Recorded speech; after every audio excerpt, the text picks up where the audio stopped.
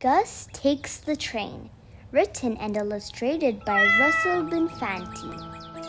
Gus has to run to get the train. He has a big bag to pull.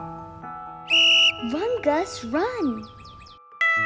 Gus cannot pull up his bag. The conductor can help him. The train is full. Gus can see many kids. Gus sat. His big bag can go up here.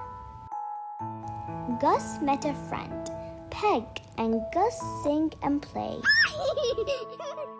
Peg can hold the cups for Gus. There are 2 full. Peg and Gus have a sip. It is good. Gus can see a lot. A funny bug is on the window. We are here. Gus had fun on the train. Thanks for watching. Don't forget to subscribe, share, and like. Bye.